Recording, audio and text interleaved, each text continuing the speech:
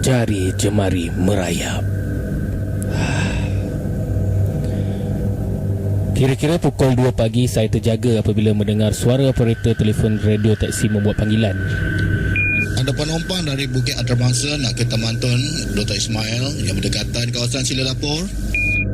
Suara operator halus keluar dari alat komunikasi.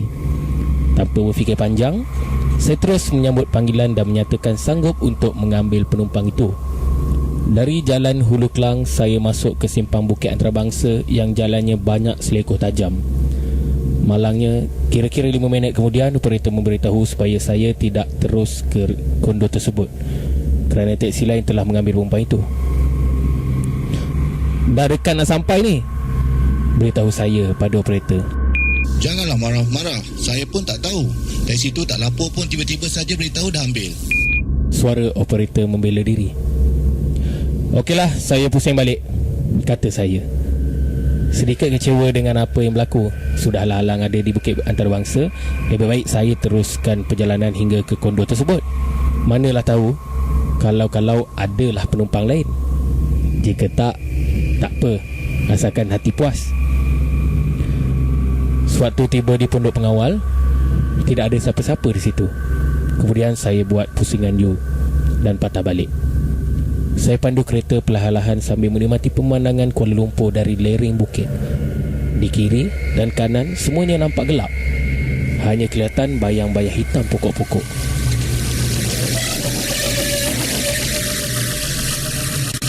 Tayar kereta berdesik apabila brek ditekan mengejut. Nyaris-nyaris saya terlanggar perempuan di tepi jalan yang sedang melambai tangan menahan teksi saya. Kata saya, "Wow, cantik, seksinya." Cun melecut spontan keluar dari mulut saya bila saya nampak wanita dalam lingkungan 20-an memakai gaun merah pendek. Gaun tanpa lengannya ketat hingga menampak susuk tubuh yang mengiurkan. Saya terpaku juga dengan keayuan gadis tersebut. Apa lagi? Saya turunkan cermin tingkap untuk bertanya. Gadis berambut panjang, hidung mancung, berkulit putih dan bermata galak.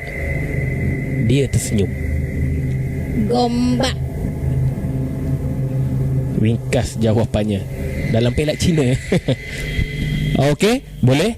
jawab saya. Gadis itu terus membuka pintu belakang. "Alamak, minyak wangi apa yang dia pakai hingga menusuk ke hidung?" Saya terus memandu menyusuri selekoh tajam jalan Bukit Antarabangsa untuk ke lebuh raya Hulu Klang, kemudian ke Gombak. Sambil memandu, saya sempat menceling ke cermin. Perempuan itu bersandar di kerusi dengan mata terpejam. Fikiran saya terus melayang memikirkan keberanian perempuan itu berjalan seorang diri di dalam gelap. Namun saya tidak berani bertanya kerana bimbang dituduh menyibuk. Tapi tiba-tiba terasa tengkuk saya disentuh jari jemari. Sejuk seperti air batu. Saya tepis tangan gadis itu dan menyuruhnya duduk baik-baik. Namun tengkuk saya terus juga diraba dengan gaya menggoda. Namun saya tepis tangan perempuan tersebut. "Cik, jangan buat macam itulah," kata saya. Perempuan itu tidak mempedulikan kata-kata saya.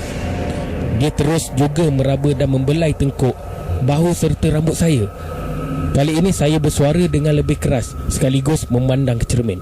Saya merenung cermin agak lama kerana tidak pasti apa yang dilihat. Ya Allah, betulkah apa yang aku tengok ni? Saya bercakap sendiri. Kemudian saya pasang lampu. Perempuan itu menyeringai. Mukanya menggerutu. Mengalir darah dan nanah dari kudis-kudis di pipi, dagu dan dahi. Kelihatan kedua-dua matanya tersembul keluar.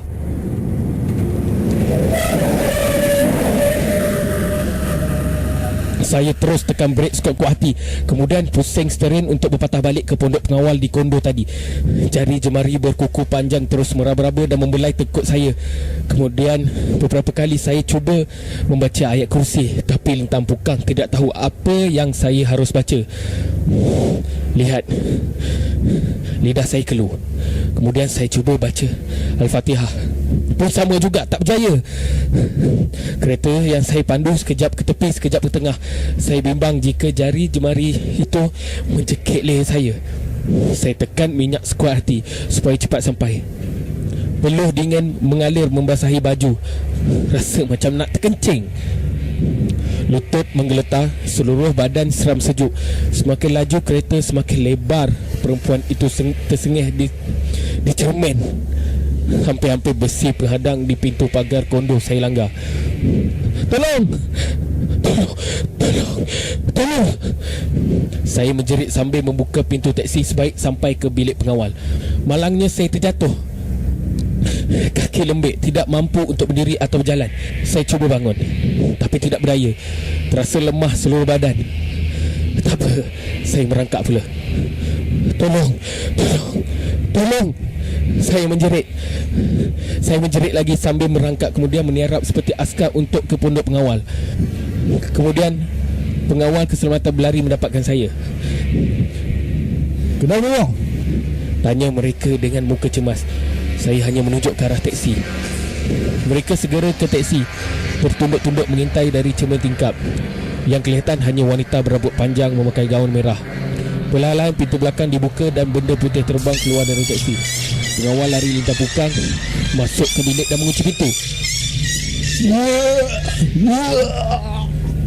Saya hanya memati kedua-dua pengawal itu termuntah-muntah. Tidak ada apa yang mampu saya lakukan kecuali memandang saja. Bau bangkai dari dalam teksi mula menyelinap masuk ke lubang hidung saya. Saya cuba bertahan supaya isi perut tidak terburai, tapi tidak mampu. Saya termuntah sama. Malam itu saya tidak mampu untuk memandu. Semangat hilang.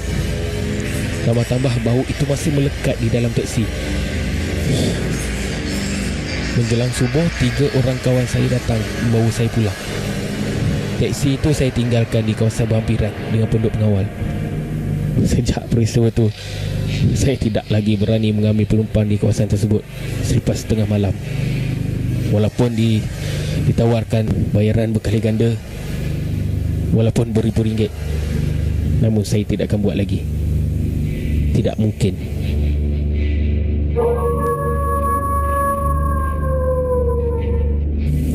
Last